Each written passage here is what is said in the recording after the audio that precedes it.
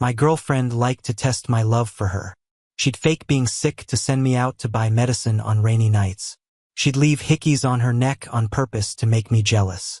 And for the sake of appearances with her friends, she'd have me wait 3 hours in the rain. I decided on my own to break up with her. But she thought I was just being moody. On my birthday, she called me. "All right, don't be mad anymore. Come to Starlight Club tonight. I've got a surprise for you."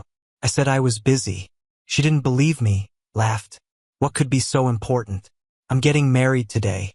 This was the 3rd hour I stood outside Karina's place with a cake. My messages went unanswered again. As I was about to leave, I heard cheers from upstairs. Karina and her friends peeked out from the balcony, whistling. "Brother-in-law." Karina said you'd wait for her in the rain for 3 hours. Didn't think it was true. "Your love is so enviable. Karina is really lucky." They laughed and teased around Karina. I stared at them. Everything around me slowly lost color, turned black and white, except Karina. She had a smile on her face, looking at me like a puppy that had earned her some praise. I suddenly felt a sharp pain in my chest, like a cold wind was tearing it open. Karina waved at me. "Oliver, come over here." I looked at her for a few seconds, then turned and walked into the rain.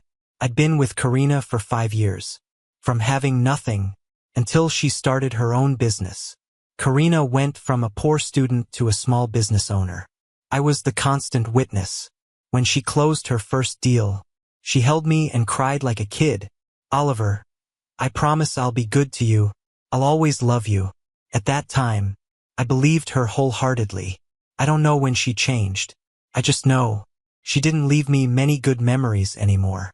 Once she faked being sick in the middle of a snowy winter night to test my love. Without a second thought, I went out to buy medicine. The road was icy. I slipped and fell 4 times. When I got back, Karina hugged me at the door. "Baby, you're so good." She said she wasn't really sick, just testing my love. I don't know what I felt at that moment, but my legs hurt so much it made my eyes sting. Another time, Karina deliberately left someone else's hickey on her neck. That led to our biggest fight ever. But then she posted on social media, "My baby truly loves me, or he wouldn't be so jealous." She's done so many crazy things over the years. I've lost count. Passing by a trash can, I threw the cake in. Over the years, Karina finally wore out my love for her.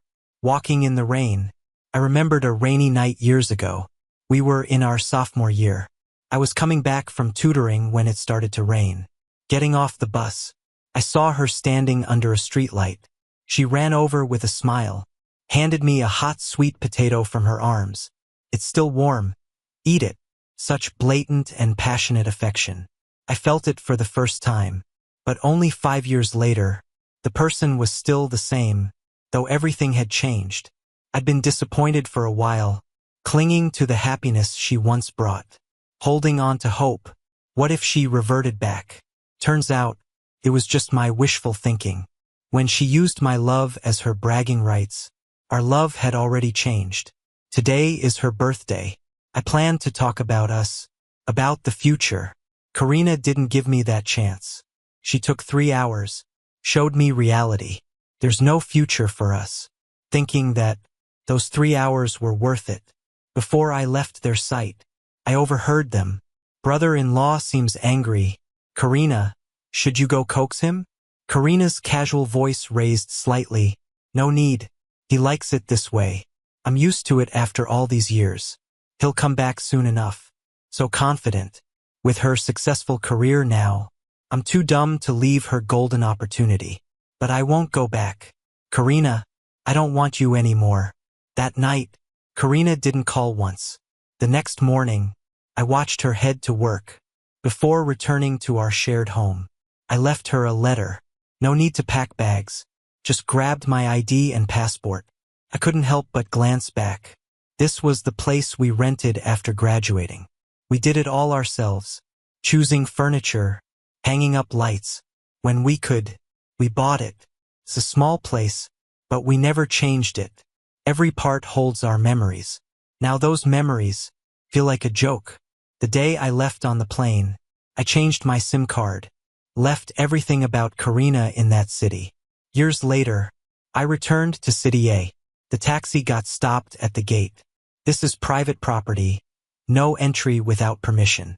I rolled down the window. It's me, David. The old guard squinted and stared. Young master, you've finally come back. There weren't many people in the massive estate, so kneeling in the courtyard an hour, no one came to sneak me a mat. Dad, I really know I was wrong. My father, hair now gray, lay with eyes closed in a rocking chair. After a long silence, he spoke. I still remember your determination. When you left for that poor girl, your mother tried to talk you out of it, but you wouldn't listen. I tried everything, including disowning you. Dad, I regret it. I'll do whatever you say from now on. The rocking chair stopped moving. He slowly opened his eyes and looked at me. In that case, proceed with the wedding to Fiona. I was stunned. Fiona? My girlfriend likes to test my love for her. She pretends to be sick so I'd run out in the rain at night to get her medicine. She leaves love bites on her neck just to make me jealous. And when she wants to show off in front of her friends, she keeps me waiting in the rain for 3 hours. I finally decided to break up with her, but she thought I was just being moody. On my birthday, she called me. All right, stop sulking. Come to the Starlight Club tonight. I've got a surprise for you. I told her I wasn't free today. She laughed it off. What could you possibly be busy with? I'm getting married today. That was the 3rd hour I stood waiting with a cake outside Karina's place. My messages went unanswered. Just as I was about to leave, cheers sounded from above. Karina and her friends popped out onto the balcony, whistling. Karina said you'd really wait 3 hours in the rain for her. And it turned out to be true. You guys have such an enviable relationship. Karina is so lucky. They cheered, teasing her. I stood stunned, watching them. All the colors around me faded to grayscale, leaving just Karina. She smiled at me, as if I were a pet basking in her glory. Suddenly, my chest felt like it had been torn open. Cold wind rushed in, both chilling and painful. Karina waved me over. Oliver, come here. I looked at her for a few seconds, then turned and walked into the rain. After 5 years with Karina, from having nothing to her starting her own company, I'd seen it all. She transformed from a broke student into a small business owner. I witnessed it all. When she closed her first deal, she cried in my arms like a child. Oliver, I'll always be good to you. I'll love you forever. Back then, I believed her wholeheartedly. I don't know when she changed, but over time, all I remembered were no longer happy memories. Once, to test my love, she pretended to be sick so I'd go out at midnight to get medicine. It was the dead of winter, snowing heavily. I didn't hesitate once I knew she was sick. The roads were icy and I fell 4 times. When I got back, Karina hugged me at the door. She said, "Baby, you're so good." She wasn't sick at all. She just wanted to test my love. I didn't know how I felt back then. All I remember was my bruised leg and the sting in my eyes. Another time, she purposely left love bites from another on her neck to make me jealous. We had the biggest fight ever. But then she posted online, "My baby must really love me to be this jealous." Over the years, she did so many wild things that I lost count. Passing a trash can, I threw the cake into it. After all these years, Karina finally drained all the love I had for her. Walking through the rain, I thought back to a rainy night years ago. We were just sophomores then. I was coming back from my tutoring job when it started raining. Getting off the bus, I saw a girl waiting under a dim streetlight. She held an umbrella and beamed when she saw me. Running over, she handed me a warm sweet potato she'd kept wrapped up, still hot. "Eat it." It was a blatant and passionate display of affection. The first time I truly felt it. But in just 5 years, the person remains, but everything's different. Honestly, I've been disappointed for a while. I lingered because of the good times she'd given me, hoping maybe, just maybe, she'd change back. But I was fooling myself. The moment she made my love her bragging point, our love was tainted. Today was her birthday. I wanted to talk about us, our future, but Karina didn't give me the chance. She took 3 hours to show me the truth. There's no future for us. Come to think of it, 3 hours was a good deal. Before I walked out of sight, I heard their chatter. Seems like he's mad, Karina. You gonna coax him? Karina's carefree voice replied, no need, he likes it this way. I've gotten used to it all these years. He'll come back soon enough. She was so confident. With her successful career, she figured I was too dull to leave her. But I'm not coming back. Karina, I'm done with you. Not a single call from Karina that night. The next morning, I watched her leave for work before returning to our shared apartment. I left her a letter. No need to pack anything, just my ID and passport. Before leaving, I couldn't resist one last glance. This was where Karina and I lived after graduation, back when it was just bare walls. We decorated it together, picked out furniture, hung lights. Once we had enough money, we bought the place. It's small, but we never moved on. Every corner held memories. Now those memories feel like a joke. The day I flew out, I switched SIM cards. I left everything related to Karina in that city. Years later, I'm back in City A. The taxi was stopped outside the estate. Private property, no entry without permission. I lowered the window. David, it's me. The elderly guard squinted, recognizing me. Young master, you're finally back. With few people around, I kneeled in the yard for an hour without anyone offering a cushion. Dad, I really know I was wrong. My father, hair turned gray, lay in a rocker, silent. Finally, he said, I still remember how determined you were to leave for that poor girl. Your mom tried persuading you, but you wouldn't listen. I scolded you, punished you. And what did it come to? You wanted to cut ties with me. Dad, I'm sorry. Whatever you want from me, I'll do. The chair stopped moving. He slowly opened his eyes, looking at me. All right then. First, you'll marry Fiona. I froze. Fiona? This unfamiliar name pulled out memories I almost forgot. Our families are longtime friends. I got engaged to Fiona when I was 18. Back then, I left the city for Karina without hesitation. Before I left, I went to apologize to Fiona, asking her to dissolve the engagement. What did she say back then? She said, since we were kids, when have I not agreed to what you wanted? So, I naturally assumed our engagement was off. I looked up, a bit confused. Is Fiona still not married? She must be 25 by now. You're not around, who would she marry? My mom shot me a look while bringing out a fruit platter. Get up already, you're in the way. I staggered to my feet, hearing her say, since you're back, first thing, apologize to Fiona and sort things out with her. When I went over, Fiona wasn't home. Heard she's abroad for work. Her family was happy to see me. It wasn't the cold-shouldered scene I had imagined. No sarcasm or anything. We heard you were abroad taking a break. Now that you're back, staying for good?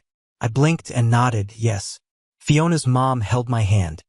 When Fiona insisted on breaking the engagement without a word, that was our fault. Her dad already talked to her. We understood your need to leave. Now, about you and Fiona, I was too ashamed. I'll leave it to both families to decide. After leaving, I called Fiona. She answered in seconds, her voice as calm as ever. Hey Fiona, it's me. I felt guilty. I didn't expect our engagement to still be on. I hesitated, you probably don't want to be involved with someone like me. I'll see if there's a peaceful way. She interrupted me. What's there to mind? She said. You didn't do anything drastic. It was just an imperfect relationship. That's not a stain. When's the wedding? She asked, switching topics too fast for me. Not set yet, but both parents are pressing. All right, I'll come back soon. The call ended, and I was a bit dazed. Kids from families like ours should have known. Our marriages aren't really in our hands. Knowing is one thing, accepting is another. I think I should learn this from Fiona. Fiona returned home in half a month. She brought gifts on her first day back. She's become more mature, more composed. Speaks to my dad with warmth and charm. Keeps my mom happy without breaking a sweat. No wonder they all like her. I watched her, quickly taking a sip of tea when she looked my way. Our wedding was set for early May 5th, which also happens to be my birthday. That morning, I got a call from an unknown number. Hello? No way, it's actually you. The voice was just like Henry, Karina's friend. Oliver, finally found you. Where've you been? Karina's been worried sick. I didn't know how he got my number but frowned slightly. Don't contact me again. We broke up. There was noise on the line, and someone else took over. You left a letter ending things one-sidedly. I didn't agree, so it doesn't count. It was Karina. Oliver, what are you mad about? Just because I left you waiting in the rain for 3 hours? Is that really worth running away from home? I listened silently, too tired to argue back. Once again, I felt leaving was the right choice. Okay, I apologize, Karina's voice softened.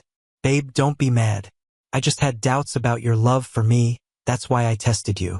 Cheer up. Okay? It's your birthday. I planned a surprise. Will you come? There were cheers in the background. Oliver, Karina's gonna propose. So romantic. Get lost. Karina laughed and scolded, you just spoiled the surprise. The noise was giving me a headache. I rubbed my temples instinctively. The makeup artist jumped, alarmed. Sorry, Oliver. Did I hurt you? No, keep going. Okay, Oliver. I'll make you the most handsome groom today. The phone went silent. As I was about to hang up, Karina suddenly laughed. Oliver, are you playing a trick on me? Are you trying to make me jealous? Her tone was forced casual, but I felt a relief wash over me, realizing I won't be tangled with her again. Not kidding. We got the papers last month, weddings today. I chuckled, you're not invited. My wife probably wouldn't be pleased. Oliver. Karina's voice rose sharply. Are you done joking? I cut the call, pulled out the SIM card, and tossed it in the trash. The makeup artist was startled, froze for a moment. I smiled at her through the mirror. Sorry about that. Please continue. Our wedding was in a church.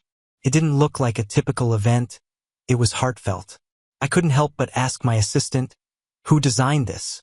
It looks nice. Oliver, the assistant, whispered. Fiona did it herself. I was stunned.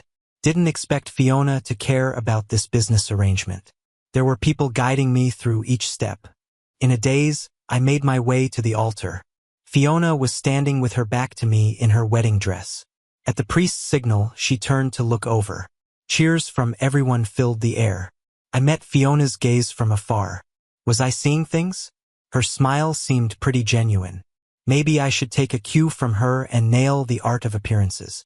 I adjusted my face and followed my mom towards Fiona, until I placed my hand into Fiona's warm palm. The ceremony went off without a hitch. After all the formalities ended, our parents whisked us away to meet a bunch of uncles and aunts. After making rounds, my legs felt like they'd been put through a marathon. It wasn't until 11 at night that we finally made it to the new place. It was a cozy little villa, nice and quiet surroundings. I headed straight to shower. By the time I finished and stepped out, it was already midnight.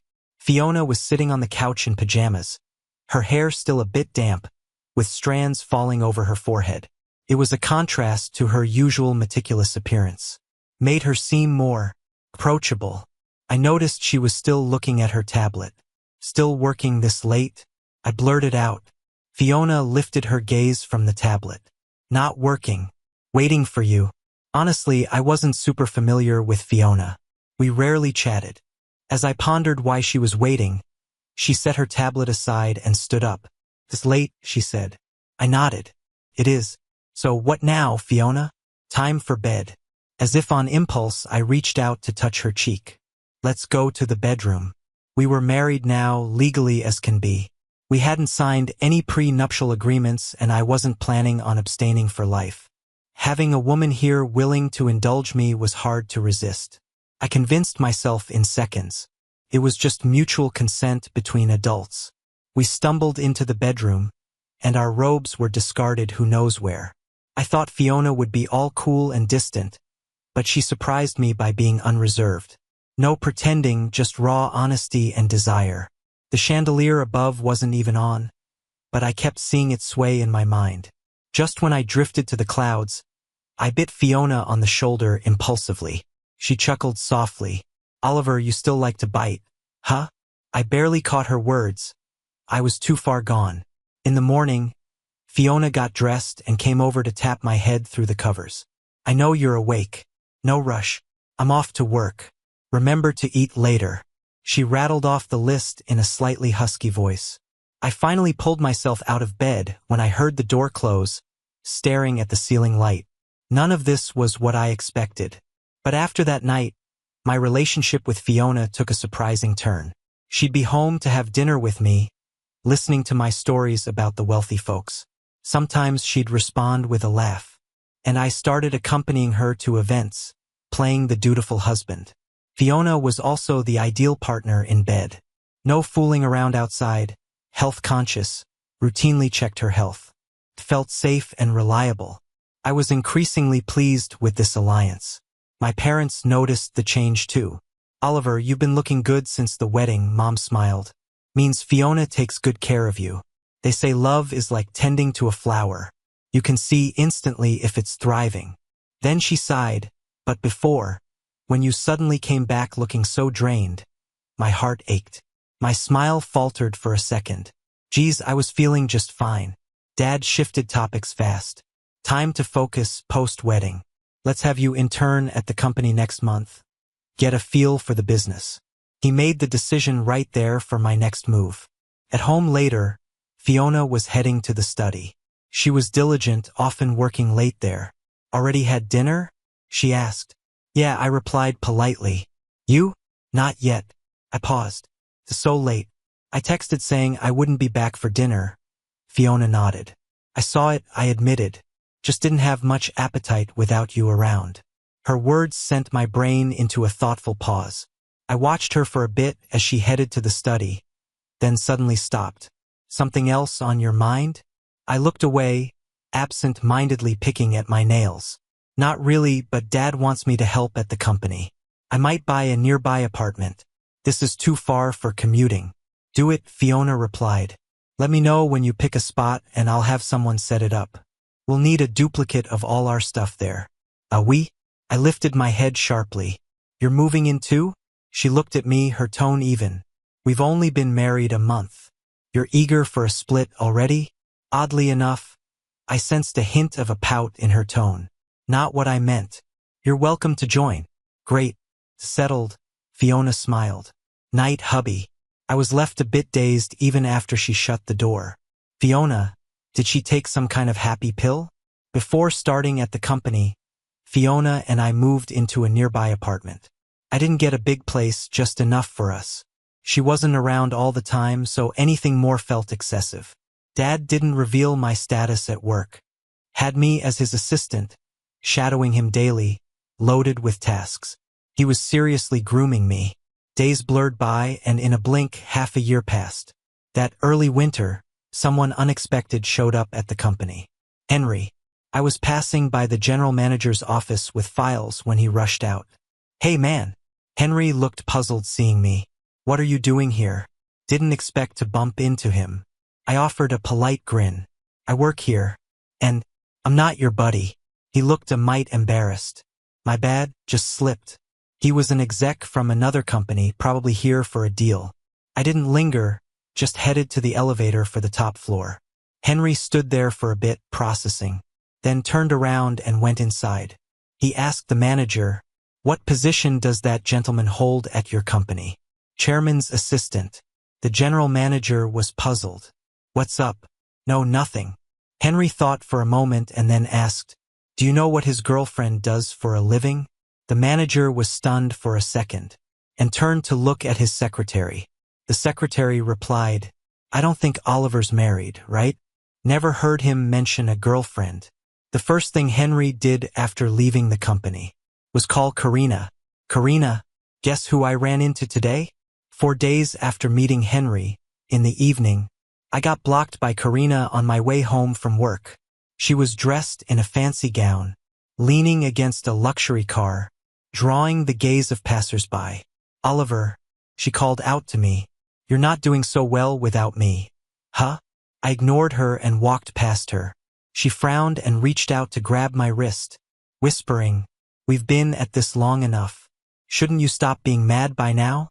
Wouldn't it be easy to just come back to me and do nothing? Couldn't hold back and snapped. Are you out of your mind? I told you already. I'm married. Married? Who would believe that?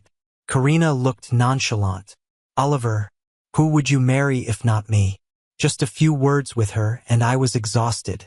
Before I could reply, a hand reached over, pulled mine away from Karina, with an undeniable authority. I didn't know when Fiona had arrived, or what she had seen. By the time I realized, she was already in my arms, looking at Karina with a smile that didn't reach her eyes. He married me. You got a problem with that? Karina's expression finally changed. She looked at me, then at Fiona, finally aware. She no longer had a special place in the heart of the boy who used to be all about her. She asked Fiona, "Who are you? Introduce yourself." I held Fiona's hand back. "My wife, Fiona." Fiona turned to me with a smile in her eyes. Maybe the sight of Fiona and me together made Karina uneasy, because she started getting agitated. "Oliver, are you really married? Do you need to see the marriage certificate?" She yelled. "How could you do this to me? I worked so hard, built my career for you, endured endless social gatherings for the sake of marrying you, but you dumped me over a trivial issue and married someone else? Oliver, do you even have a heart? Don't make it sound so justified." Fiona's voice turned cold. She glanced at the car on the side of the road. "Did you buy that car for Oliver? Those designer clothes too? You're driven by vanity but dare to stand on a moral high ground. Where's your pride?" And also, Fiona didn't give her a chance to retort. "The insignificant issues you're referring to might not be so trivial to Oliver." I never expected Fiona to stand up for me like this. I couldn't hold back and looked at her with admiration. Feeling Karina's gaze, I impulsively linked arms with Fiona. "Wife, you said it perfectly." Fiona seemed stunned, a hint of redness at the tip of her ears. Karina was furious, taking a step forward and swung at Fiona. Finally, Henry, who'd been watching from the shadows, couldn't stand by anymore. He rushed out and pulled Karina aside. Fiona didn't spare them another glance, pulling me away with her. On the way back, neither of us spoke, not until we reached the entrance of the apartment. Feeling a little awkward, I said, "Let go for a sec so I can use my fingerprint to unlock the door." We had dinner as usual. Then she went to the study to work, and I went to work out. But tonight her routine changed. In a robe, she blocked me as I stepped out of the bathroom. Barely catching my breath, I instinctively explained, "Karina and I aren't involved anymore. She just can't move on." Fiona's voice was soft. "I know. Then why are you? Just wanted to kiss you. Liar." One kiss led to another and we ended up in bed. When I regained my senses, I suddenly realized, oh no, I've developed feelings for her. Otherwise, why would my first instinct be to explain myself? Afraid she'd be upset? This business marriage isn't as straightforward anymore. I didn't expect to run into Karina again so soon. It was a business banquet, and Fiona brought me along. She was chatting confidently with the company bosses. Not an easy task. I hadn't been standing long before my back started to hurt. A long-standing issue from running around with Karina. Fiona leaned over to my ear and said, "Go sit down and rest for a bit." I nodded, slipping away unnoticed. But before I reached the resting area, I stopped, because I saw Karina. She was on a sofa, holding a glass of red wine, talking with some young people. Karina was attractive, and her elegant speech was captivating. A bold young man asked, "Karina, do you have a boyfriend?" "No." She smiled, taking a sip of wine, and then locked eyes with me from a distance. The guy continued, "Someone as beautiful as you shouldn't be single." Karina forced a smile. "Just broke up." People teased. "Seems like Karina's had a heartbreak." Huh? In their small talk, Karina mentioned her ex-boyfriend. He treated me like I was his whole world, brought me breakfast every morning, went out in the snow at midnight for my cold medicine, picked me up when I was drunk at a bar. He even waited 3 hours in the rain for me. The group exchanged glances and replied in awe. asking how she lost such a good guy. Karina smiled again and looked at me. Yeah, how did I lose him? One guy asked. Didn't it hurt to lose him? Karina hesitated, turning to look at him. The boy seemed like he came from a wealthy family, speaking logically and sharply. You say he did all this, but it sounds like you didn't care much for him. Around them, people fell silent, leaving Karina looking awkward. The young man chuckled. Sorry, I speak bluntly. Don't take it to heart. Just listen to Karina talking. She always has this subtle smugness. Left me a bit surprised. If my girlfriend waited for me 3 hours in the rain, I'd be heartbroken for sure. So, it's no wonder you lost that guy. He checked out his watch, got up and left. This party is really lame. Anyone can just show up. That comment was like a slap to Karina's face. Karina's face darkened. That's when I walked over and sat down. Oliver. Someone recognized me. Where's your wife? I replied with a smile. She's chatting with friends. What are you all talking about? Looks like the vibe is good. That person paused, probably wondering where I got the idea the vibe was good. They also felt awkward now, eager to switch the topic. So they turned the conversation to me. Oliver and Fiona have a great relationship. Yeah, I met Fiona at a party a few days ago. Couldn't stop talking about her husband. Really enviable. Oliver wasn't around here a few years back. Heard you went to clear your head. I nodded. Yeah, hit a wall, got hurt, came back. Ha ha ha, you're so funny. We just chit-chatted. Karina remained silent. After a while, Fiona came over. She seemed to ignore Karina, walked straight to me. Rested enough? Let's go home. She extended her hand to me. I naturally held it back. Even as we were leaving, we were still the center of that group's attention. Someone who's in the know quietly remarked. Heard that those years Oliver wasn't in the city, he didn't go abroad, and he had a girlfriend, fell out with his parents. A guy sighed, left so determinately, now back again, must have been really heartbroken. A girl who just returned from studying abroad pointed at the couple leaving. Puzzled, who are they anyway? The earlier speaker filled her in. Oliver is the only son of the group. Fiona is currently the head of Future Tech. They just got married last year. Though it's a business marriage, they seem to get along really well. Karina was stunned. You said Oliver is who? Fiona pulled me to the garage. The driver already had the car ready. When I got in, a young guy's face turned from the passenger seat.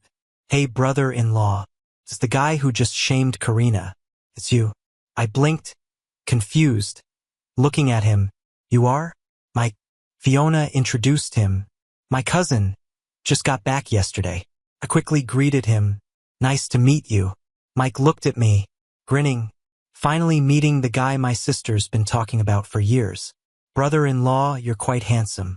I didn't even get a chance to ask him what that last bit meant. The driver abruptly braked.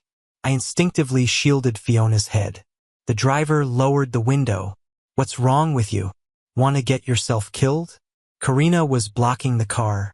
Saw me in the back seat. She walked briskly over. Oliver, get down here. I have something to ask you. I lowered the window, looking at her. Ask away. Karina gasped for air. They said, you're the only heir of the group. I am.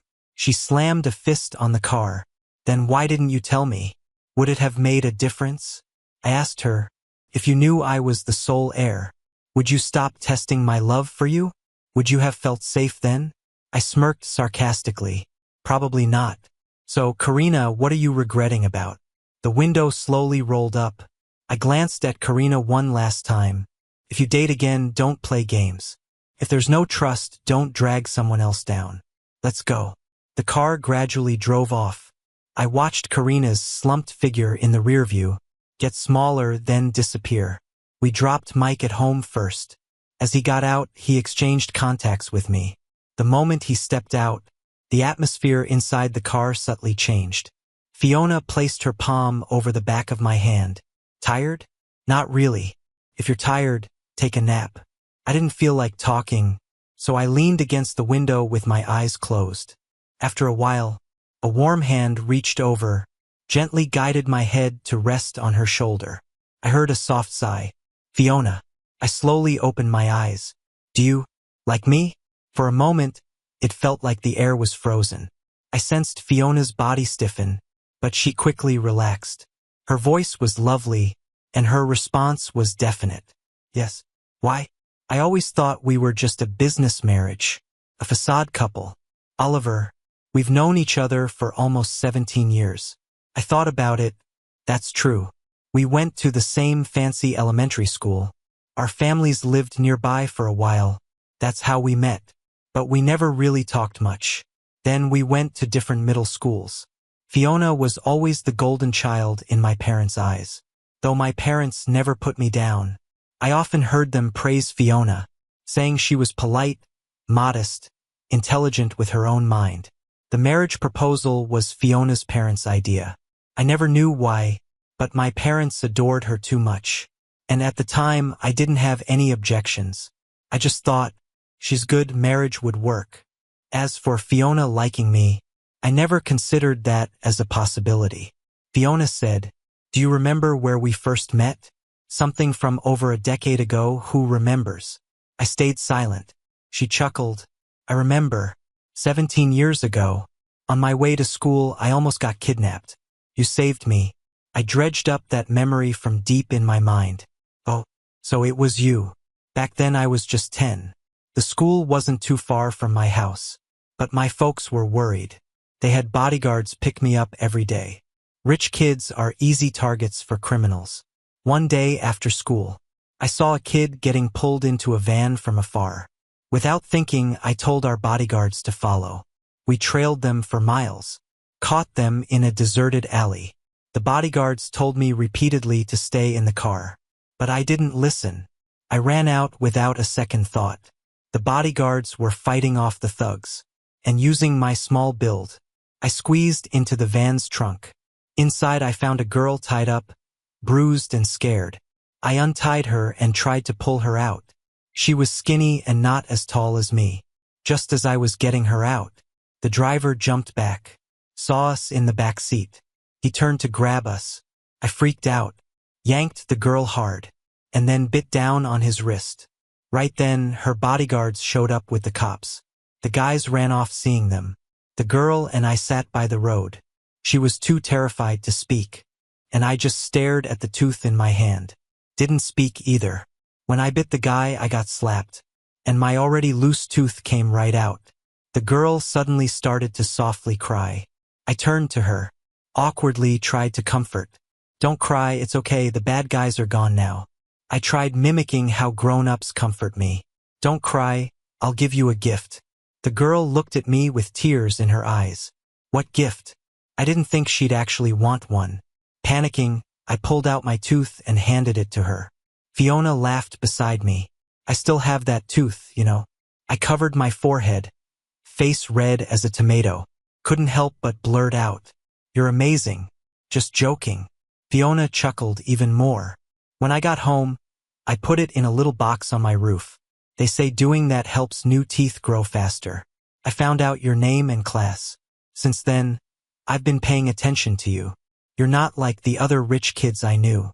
You make friends with regular folks, and could spend an afternoon playing with a stray dog on the street. Our marriage is something I fought for. Fiona paused, her voice softening. "So when you came to me asking to cancel the engagement, for a moment I didn't want to agree. I pressed my lips together. But you did." "Yes, I did. And I even tried," she said. "Our parents didn't agree. But the truth is, if I had tried hard enough, our engagement wouldn't mean anything anymore." Out of selfishness, she didn't try enough. She used the engagement to keep our fragile connection. Her words made my heart skip. I couldn't figure out what I felt. Just this bittersweet, tangy feeling. Fiona looked at me, smiled. "What's up? Feeling bad?" "Oh, so that's it." I nodded. "Kinda feel bad." Fiona stared at me in surprise. Didn't say anything for a bit. I reached out and took her arm. I wasn't lying when I said, "I don't have feelings for Karina anymore. From now on, I have nothing to do with her. I married you, and making it work with you is the most important now." While Fiona showered, Mike texted me, "Hey, brother-in-law. She's quite a lively one. If my sister ever gives you a hard time, come to me. I'll help you sort her out." I chuckled and replied, "Okay." Seconds later, he texted again. "But it's unlikely. My sister's got a warm heart beneath that cold exterior. She likes you too much to mistreat you." He kept chatting away. "A year ago, when you suddenly called my sister, she was at my graduation ceremony. The moment she heard you wanted to marry her, she ditched me overseas and flew right back." Click. The bathroom door opened. Fiona stepped out, glanced at me. "Why aren't you asleep yet?" I put my phone down, looked at her intently. "Waiting for you." She was taken aback. I stood up, gently hugged her. "Sorry for making you wait so long." Fiona lifted her eyes to mine, a swirl of emotions in them. And then she kissed me. The room went dark, except for my phone's light flickering. "Brother-in-law, are you there? Brother-in-law, why aren't you answering?" I'm telling the truth. I'm not just a cheerleader for my sister. I didn't take her big red envelope. Why isn't my sister replying either? What are you two even doing?